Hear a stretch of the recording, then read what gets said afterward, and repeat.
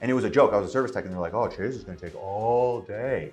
And I'm like, yeah, but I'm going to take the absolute best care of every customer that I'm at. I'm going to take the best, I'm going to uncover every, I have a mechanical obligation to tell every customer everything I find in their home.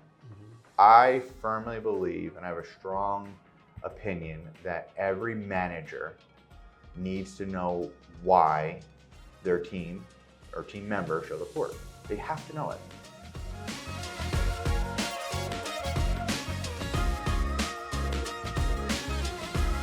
Yeah, so I ran a $5 million business in New York, and that's how that was.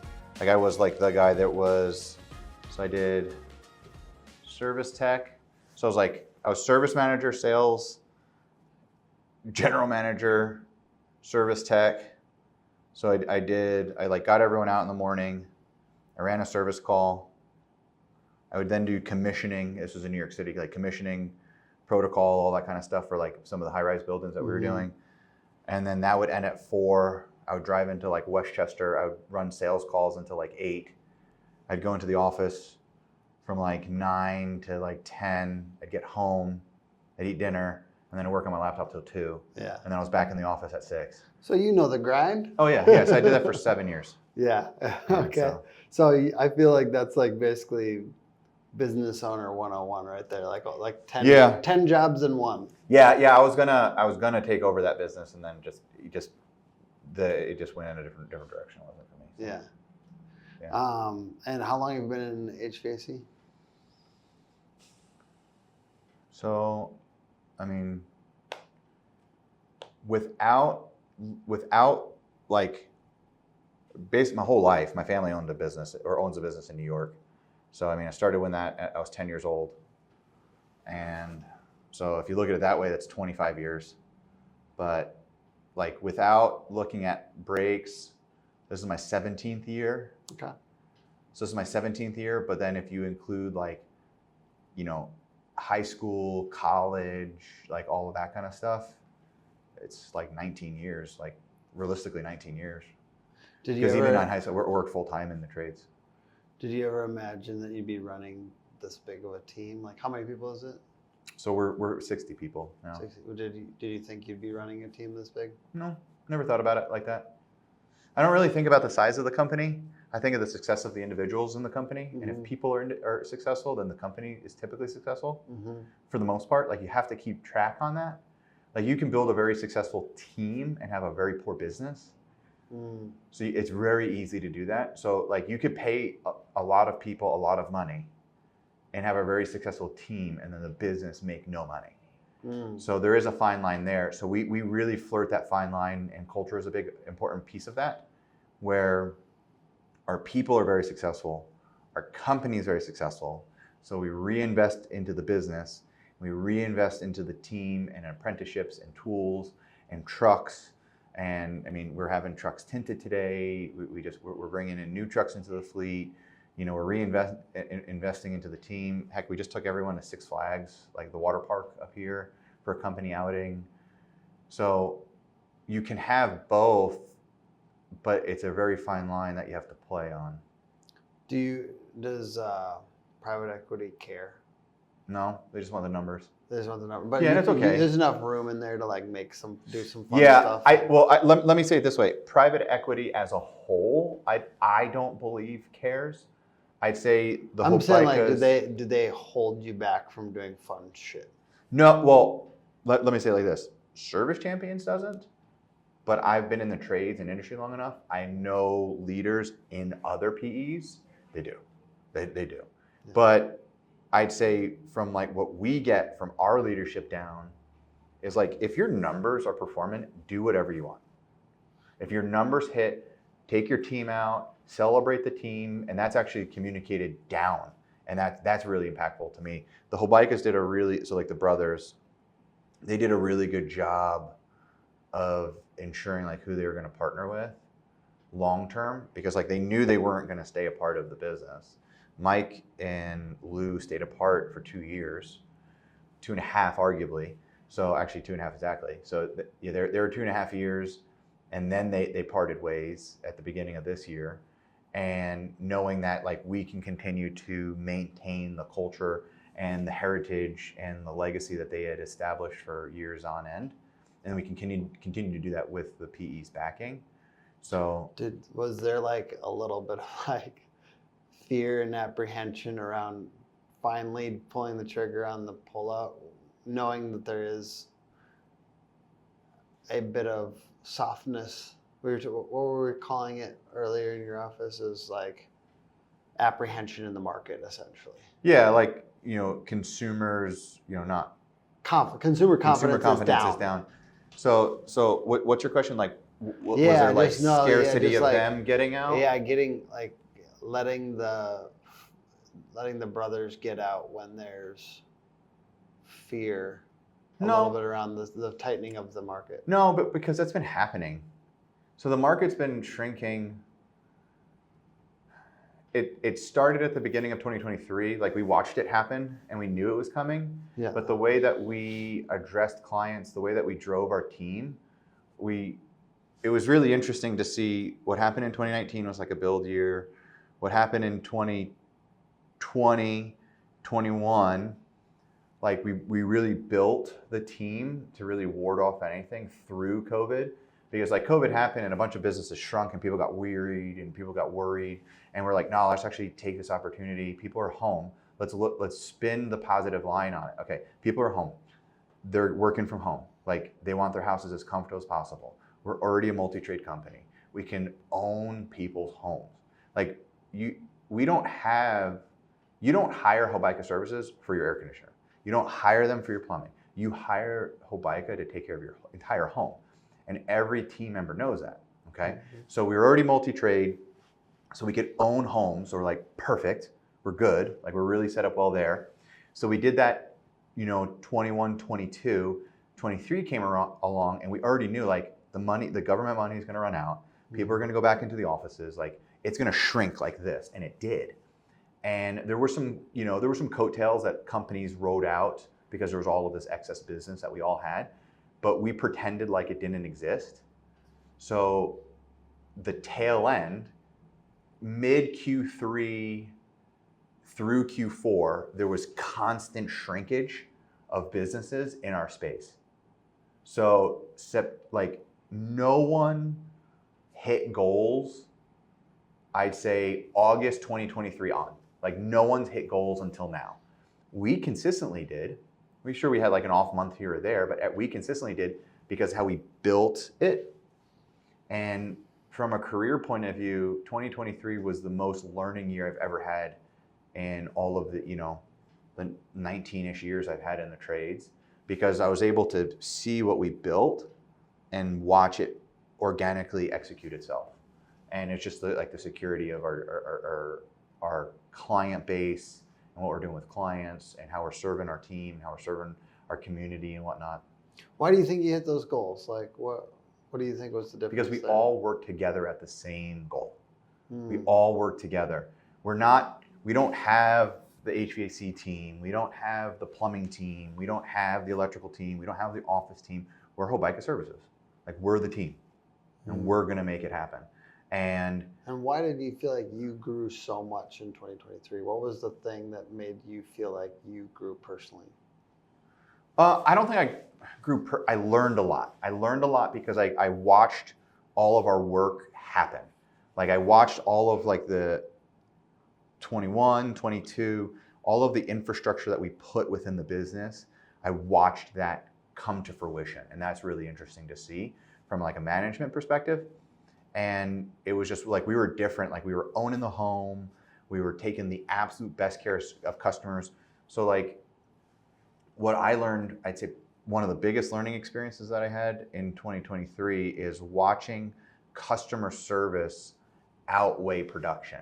So you had all of these companies, there's all of this excess of business, and they're used to all these COVID years, and they're just like, oh, we have all this business, we're just gonna do it. But even though we were super busy, even though in 2 years' time we doubled our plumbing, team, basically, we doubled in revenue year over year and we're going on almost 3 years straight. And it's like, no, we're going to provide impeccable customer service, even though we're growing and we have excess of business. Like, don't like treat every single customer like gold. That was a lot of like the returning. You heard it in our sales huddle this morning. Like, there were 3 companies. We were one of 3, literally at a customer's house at the same time. What Andy probably didn't tell you is we were in excess of $8,000 higher than the closest bid. We're more than $8,000 higher than the closest bid. And there was 2 other companies there. And they still decided to do business with us because we treated that customer like gold. We treated them like gold. We're in season. We're in season. So then now what we do is we're pulling back some of the capacity things. And instead of saying to the comfort experts, like, go run, you heard me say this, go run 8 calls today. Like, I can't give 8 customers absolutely mind-blowing customer service if I run 8 calls. So we're gonna run 4. So I got a question around that. Like, I recently put out a post on Facebook. A lot of HVAC people follow me and stuff like that on there, and we talked about RILA's data, which I know we're Rilla. querying the data set, and I don't think technicians were pulled out, like their data, like just technicians versus like pure sales. Mm-hmm.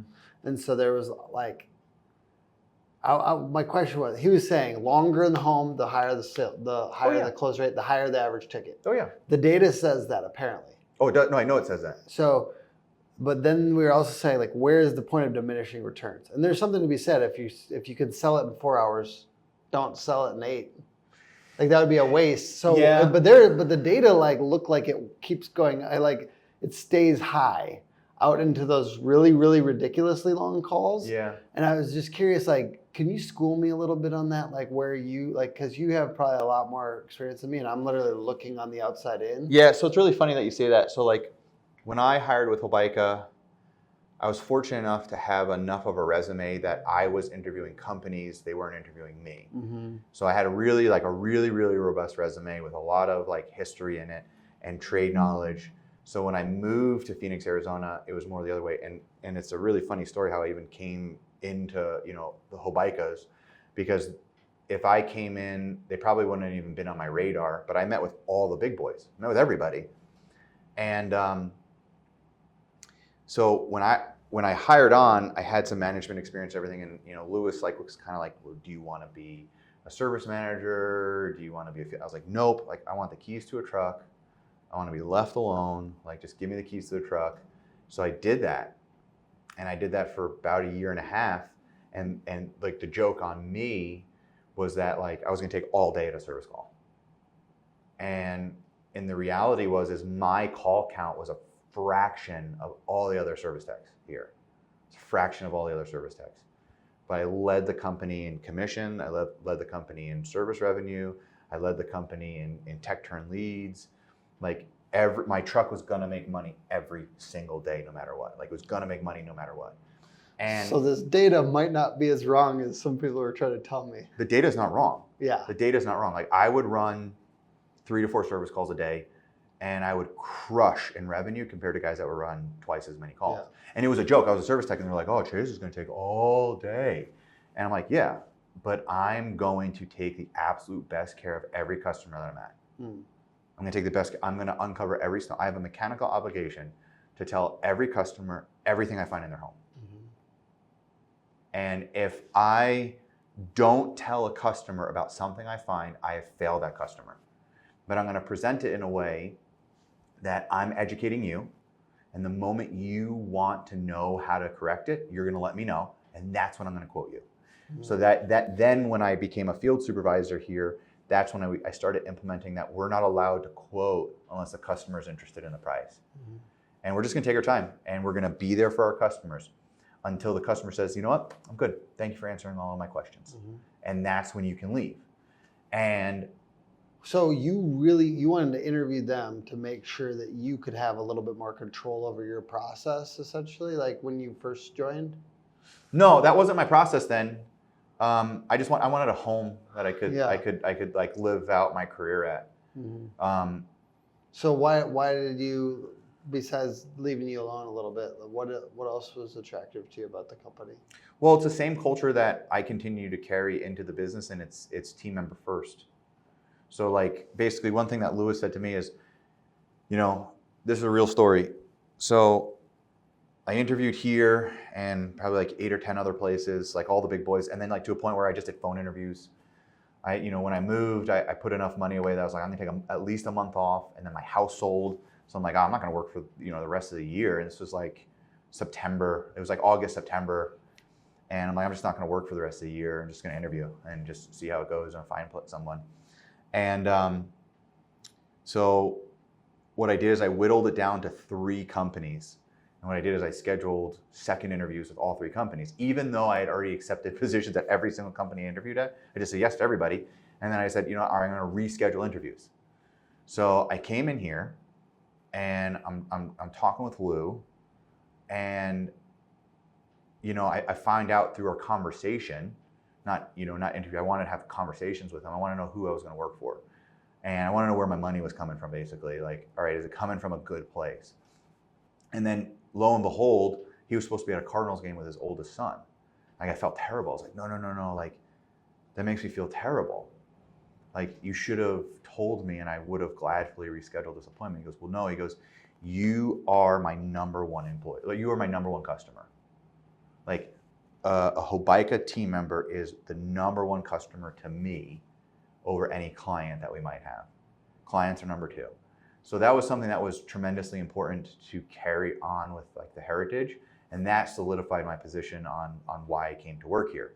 So I was like, okay, that's why I'm going to go work there. And then I knew that I could have the ability to do what I needed to do as a service technician, because like my own ideology and culture meshed very well with like what Lou had going on. Well, and the fact of the matter is like we were $8 to $10 million when I started here. I left. I was service manager. I became service manager as like one of 10 technicians. We have like 20 now, almost 30. No, almost 30. Actually 30. Yeah. So we grew the business a lot. Like in that period of time, I knew I could just see that I could do it here. And knowing that I wouldn't be in the field forever, I didn't know like the time frame of what it was going to be. And then I knew I could experiment with what it was like being a service tech here, like how to treat customers and things like that. And then Lou was doing really cool stuff, and like he was doing stuff with videos that was new, and I played around with that. And hey there, are you a home service business owner that's tired of your answering service just kicking the can down the road? Well, we can help. Pink Collars will assign a dedicated, supported, and trained individual to answer your phones, emails, texts, and even more. Give us a call at 888-325-7465, or better yet, check us out online, www.pinkcolors.com. What would you say, like, as that style that you are attracted to, obviously is carried through in the way you're kind of trying to grow this team? Yeah. What would you say is something that decreases employee turnover here? Because I think you guys have an exceptionally low employee turnover, it sounds like. Yeah, upper 90% on retention rate year over year, which we're really, really proud of. People don't leave here because they go pick up $1 somewhere else. They leave here because they're aging out of the industry. They leave here because they want to change in their life, or they, in the industry and the demand of trades work doesn't fit their lifestyle. They leave here because that's okay. Like, that's totally okay. They leave here because they're moving. That's okay. Like, people don't leave here because they're disgruntled, and they don't leave here and things like that. The last team member that left, I mean, we encouraged him to move out of state, and that was part of his his self-termination. That's okay. So what I truly believe, like, we'll look at from like a service tech point of view, like allowing technicians to be technicians. Mm-hmm. Like, you have to allow them to do that. The industry now like pushes a lot of equipment replacement, which is fine. You have to do that. Like, you have to drive the business, but you can do that more eloquently with how you can allow technicians to be who they want to be. And then you encourage and motivate with incentives on the back end and then just like make sure people are recognized. Like, a tech can show up to work every day, sling a wrench every day, and if he gets no recognition, he'll just leave for the next dollar that shows up. So that goes for service technicians, that goes for installation crews, that goes for everyone that's on the phones and here on the office team, is like allowing a little bit of that entrepreneurial spirit in every team member here is really, really important. And like everyone kind of creates their own little business. They create their own little business, and that individual little business has to be successful in its own way, and it's a part of something bigger. And we talk about that all of the time. We talk about the team success, and we got the team success based on individual success, and we talk about that constantly, almost ad nauseum, but it's what counts. And you guys care about like their individual why. Yeah, we did talk about that. So every manager here knows, and I know every team member here, even though like I really only have 5 people that report to me, but even though that's the case, I know every team member's why. And like, I might not know it immediately because I didn't hire somebody, but it's part of our interviewing process in our hiring. How do you events. ask? Can you role play that with me? Because I would like to use this. How do you ask that in an interview? It's the simplest question. So I go, hey Tim, like, before we get started, so I'll tell you, like, most of our interviewing now is done in hiring events. So we do it, it's third Thursday every month, 6:30 p.m. Mm-hmm. That's it. And it's scheduled, and it's like clockwork, and it's systematized, and it's there. So to a point where, like, I remember when the Hobaica started it, and like, Jane Hobaica, Lewis's son or wife, was here. A part of it. You're just having people here, and then I've been here where nobody's shown up, and now this past one we had 4 candidates show up, of which 3 were hireable. But I don't have trucks for them. Literally part of the reason I can't hire them is I don't have enough trucks. Mm-hmm. I have business for them, but I don't have like that because the truck expense is so high. Could you ask me that question? I want to use it. No, yeah. So I'll tell you. So in the hiring event. Yeah. The very first thing after introducing ourselves, I introduce you.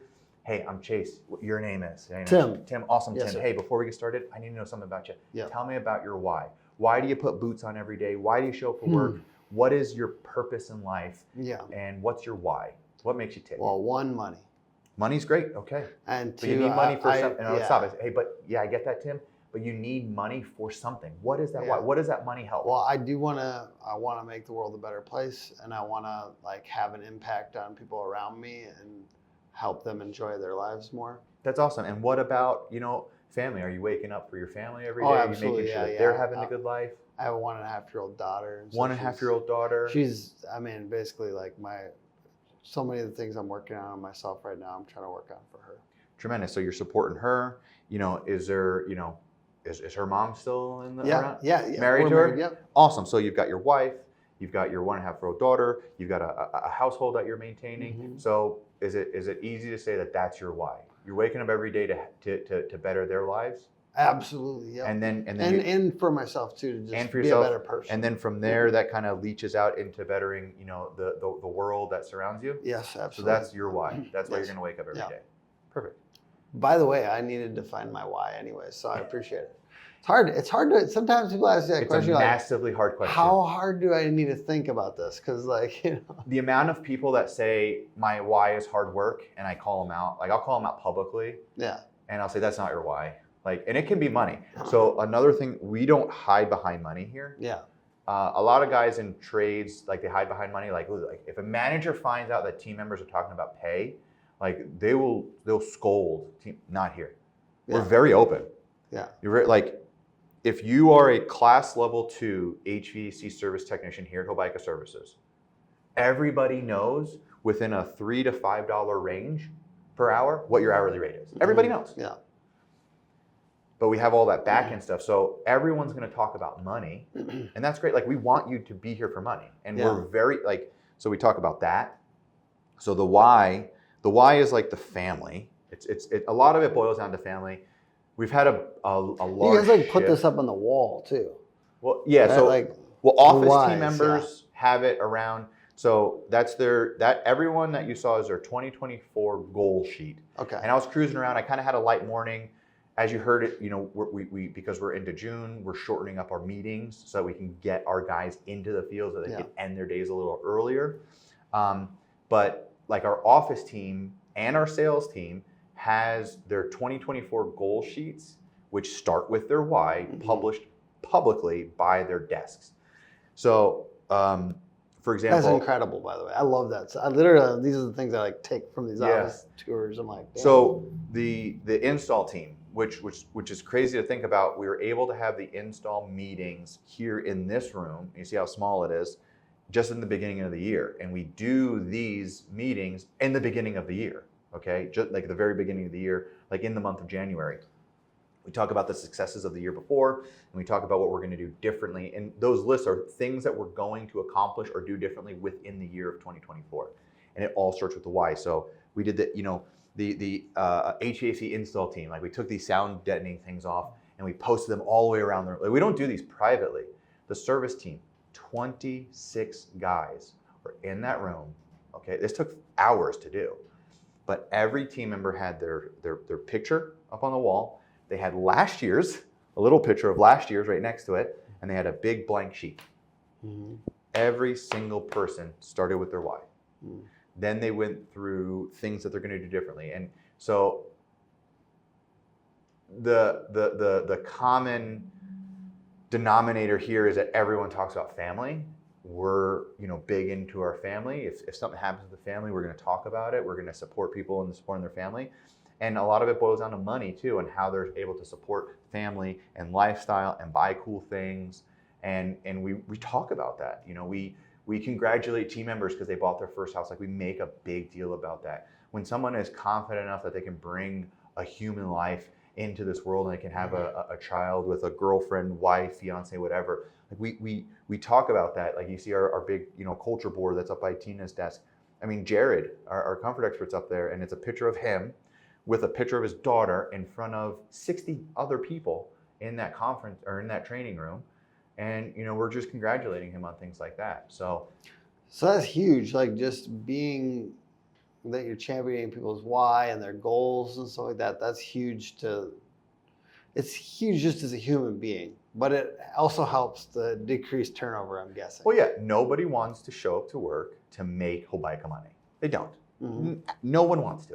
Mm-hmm. They want to show up to work to better their lives, to better their families' lives, to put their kids into good schools, heck, we got plenty of guys with no kids, to maybe go buy a new truck. A lot of our guys are into sand sports, so we've got, the Glamis sand dunes that are close. They do that. They go four-wheeling, they go camping. They have all of these very expensive hobbies. So it is massively imperative to even know that. Mm-hmm. Like get into the hobbies. Some of the guys love playing basketball. High-level basketball shoes ain't cheap. And so how does this show up? So you're asking these things, goals, why for them. And you said they shouldn't even be managing people if they don't know the why. So that's what I was talking about earlier. I firmly believe, and I have a strong opinion, that every manager needs to know why their team or team member shows up to work. They have to know it. They have to know it. And you have to talk about it. You have to talk about it daily. You have to ask, the passerby, the service technician who's cruising into the office because he's got to drop off checks. You got to ask him about that thing that he, likes to do. The office team member who, is walking back and they're going to go over to the cop. You have to talk to them about the thing that they mentioned, And you coach your managers on this stuff too? No.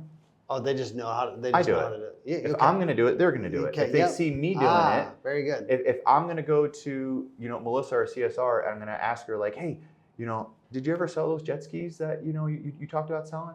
Well, I actually did. We got what we were asking for. And you've seen our office. We don't really have like closed door offices. Mm-hmm. Everyone hears what we talk about. Mm-hmm. The company will always be in that setting where everyone knows like what everyone's talking about. So the managers hear it, so they're going to do it. Okay, I want to be respectful of your time and ask a few rapid fire questions at the end here.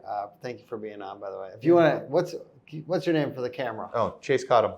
and we're at Hobaica Services. We didn't really do that at the beginning, so We didn't. That's okay. So the rapid fire questions. This is put on by Power Selling Pros. It's called Money in the Phones. What's a phone answering system or tip that you would have for people to better get revenue out of their phone answering systems? So the systems or the people? Or however you want to. Honestly, I see it like this. So there's a couple things that's massively important, and you have to smile through the phone. So that's first and foremost. Like, you have to smile through the phone. You have to show empathy. You absolutely have to show empathy. We were talking about this earlier, where we are in a demand-driven industry where nobody wants to call us. You have to know that. Nobody wants to call Hobaica. Why? Because that means there's a small disaster in their life, okay? We want our clients to remember to call Hobaica when they need us. When they buy that EV, okay, that electric vehicle, and they need to have a charger put in. They did this for me. I'm gonna call them. You know, they have a flood, unfortunate. I'm gonna call them. So that's first and foremost. So like, you have to smile, you have to show empathy, okay? I think the most common misplaced opportunity for revenue is cross-selling your own services. You have to do that. You have to cross-sell your own services. So we do marketing, and we do mailers, and we do digital, and we do all this stuff, okay? How much of your attention, you're a consumer as much as I am. Yeah. How much of your attention do you give a marketing piece when you pick it up? Very, very little. Very, very little. Perfect. If you call someone to book an appointment, how much attention are you giving that company? 100%?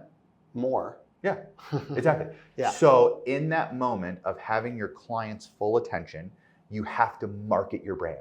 You have to market what it is that you do. You have to market the services that you provide, because it is your only opportunity to have the full undivided attention of your client. They're already calling you. The other pieces that they had limited attachment to did its job. But that person, that smiling person with empathy, is marketing your other for 100% of your phone calls. That's what's going to make you money. Awesome. Last two rapid fire. We got hot takes and cold trends. So what's a controversial opinion that you have about the industry, but you would defend? God, I don't really know. What's that opinion? You know, the meme where it's like, it's the guy versus the entire crowd. What opinion would you defend? So here's a funny one. And like, I would defend it. My overall opinion has slowly started to change and evolve with it.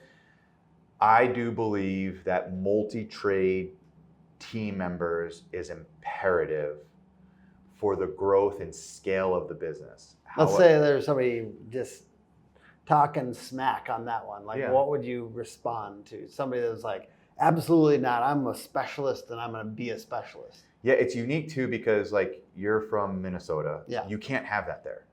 So we have some of that. We have like plumber HVAC guys. Like, you can't cross over too much. Yeah. It's really interesting. So that's where the defense comes from pretty regularly. But the amount of revenue generated when you have one team member that can do multiple trades is pretty impressive. However, I do believe at a certain size in the business, you have to have those specialists. So we have now sunsetted that, where we will still always have multi-trade, technicians, because in Phoenix, Arizona, you don't fix a lot of air conditioners in January. You just don't, and heaters rarely break, okay? So you have to be able to take that team member and allow them to make money all year long, or it's not a sustainable relationship, okay?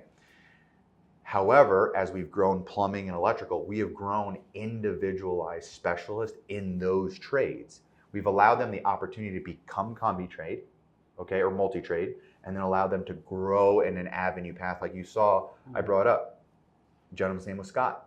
He hired here, we sent him through trade school.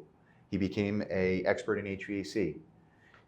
1 or 2 winters in, said, you know what, I want to learn some plumbing. Put him into plumbing, got into underground work. And now he said, you know what, I really enjoy this plumbing work. It really fits me and I enjoy doing it. So now he shifted into plumbing only. So it's controversial to even allow combi trade in the first place, and I'll defend that, wholeheartedly.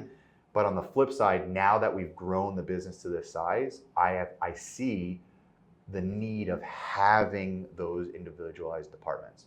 From a management perspective, it is brutally difficult to manage that type of team.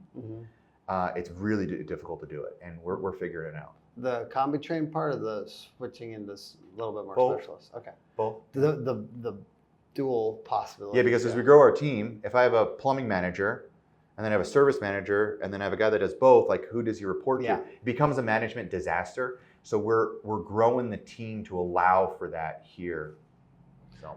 Okay, and then the other one is cold trends. What's something that you think people should stop spending money, time, energy, or effort on? Oh man, Cold trend. I don't know. God, I don't really know, because what's like cool off for us? People wasted money or time, you know, like I think about like services sometimes that, you know, there's so many things that you can buy. And I think somebody is recently, I think it was Texas Medley from Medley down in Texas. He's talking about how the like literally home service businesses will buy anything that's like make you 1% more efficient or make your life 1% better. There's a lot of services and various things trying to get the budget of a company, especially a company of this size. You're like the perfect size. You'd be the perfect size to work with Hook Agency. By the way. So what is something though that like you stopped doing that you used to spend money on 2 years ago, or like, and I'm not trying to like call out any specific company, but a type of service. Do you guys still do a lot of email marketing? Do you still do like, is there anything that you're spending less energy or effort on from a few years ago? No, we can security. We thought we could do security as a whole. The model of security is actually the security, in my opinion, security is dying. Because people just want video. People want video. That's a really hard. Because it used to be like really complicated systems. Yeah. And now you can like Everything. go on Amazon. It's like $150 for like some weird little camera from China that like you can just plop onto places. What I will say Not is, that that's good, but I'm saying like there's you got competition from commodity. Well, yeah, it's the people, the software companies realize that they could cheaply make a hardware that could be installed by anybody, and then they could be, they can sell whatever on the back end on the software side. Was that unusual for like a home service company like your guys' to have security in addition? Yeah, so that was kind of unique. We were an oddity to a point where like we had a really good partnership and relationship with Residio or Honeywell at the time, because we were really one of the only companies that did all of the services. So, we did HVAC, so we could, touch the thermostat and the indoor air quality. We did electrical, so we can run all of the wires and all of the power to all of, the security stuff, even the plumbing side that needs power. We did plumbing, so we can put in those valves. And then we had the technical ability to be able to go in and commission like security systems and all that kind of stuff. People doing restoration in addition to this stuff? Is there a big market around here for restoration? Tons. We utilize a partner for that. What about like anything else that's like tempting to look at? Like what if Yeah, well, what I will say is cooling off. You finally kind of sparked is the reoccurring revenue services that the manufacturers are pushing are very hard to at scale incorporate within the business, because what my belief is that when a consumer buys something, like they want to buy it and be done with it. That like the subscription service side to our industry is really, really hard. So that's something that I've seen like kind of come and go in a sense. Yeah, because for a few years there was like the only thing everyone was talking about was like, and you guys have a subscription service model, right? And you have like, so you own the home, you have something like well, with like maintenance plans Yeah. and maintenance agreements and things like that. But basically, it's like certain manufacturers were like, well, hey, if you pay us this amount of money per month, you could charge your client this amount because you're going to get an alert. I understand why it works, and I understand the model, and we've desperately tried to sell those types of services to clients. Like, hey, pay us an extra $17 a month, and we're going to get early reporting for you. And the constant feedback that I would get from clients is like, but I'll just call you when it doesn't work. And so then it was Can't like, well, you just tuck that into the normal subscription? you can. Thought about doing that. You start to tier it, and now you've got, we already have 3 tiers, so it's like, so do we add a 4th tier? Like, we want to already keep it simple. The ultra premium tier. The ultra premium tier. Let's but go. But then on the flip side, then you have to look at The VIPs. Well, yeah, but then you have to look at, okay, so who's going to be the one representing this? Mm-hmm.